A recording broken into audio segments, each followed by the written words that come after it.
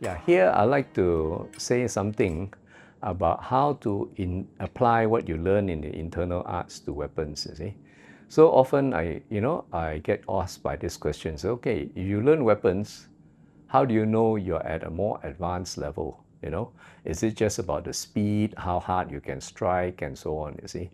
Obviously, precision to me is probably the most important. Precision, speed, timing. You see?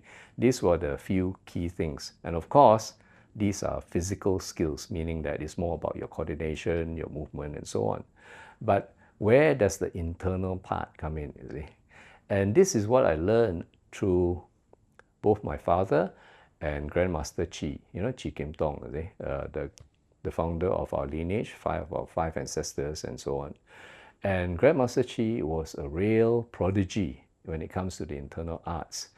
And as they say, in internal arts, the highest level of the art is when you can apply your Jing, your internal energy, into the weapon itself, so that the weapon becomes an extension of your arm, whereby not only can you project the energy to your arms, you can actually project your energy into the weapon. To me, that is the highest form of using internal arts and applying it to weapons. It's not about how hard you can strike, but what sort of internal energy you can apply to the weapon, and as they say, to the tip of the weapon. And this itself, of course, it involves a lot of skill. It also, your own level of internal energy has to be pretty well developed in order to do that. And also here, I can just give a few quick and simple demos about how you can apply energy to a stick. As you can see, the stick that I have is a piece of rattan and it's very light, okay? And I'll get Brendan to help me, and he'll be using a much heavier weapon. Now, as you can see, you compare the size of this, right? This is like, I can hold it with 2 fingers, and this is a very hard, solid, tropical hardwood, yeah? You can see, you can tell from the sound, okay? So, and of course, it weighs at least about 3 to 5 times more than this stick. Now, if he was to just hit me, and okay, let's say, okay, we don't say hit, you put the stick out, and we will just put force into it. He leans into it, and I lean into it. Go and see. If I have such a light weapon, number one, my weapon will bend, right? And sooner or later, it may even break, okay?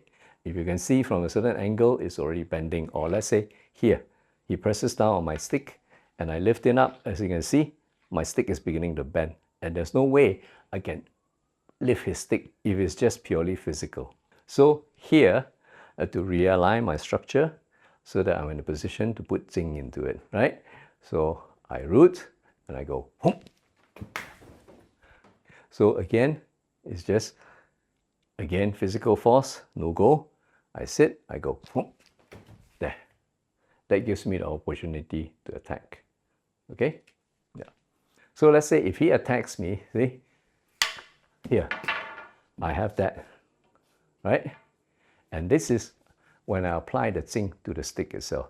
If I were to just whack his stick physically, this is what happens. And possibly if he pushes, this will come in, right? But if I put Jing into the stick itself, it goes, yeah, I now have him, okay? So this is what I mean, you see, the ability to put the Jing into the stick itself. And as you can see, this compared to that is such a light weapon, you see. So that is the skill, the highest level of skill you can do. That's how you apply your internal skills to the use of weapons.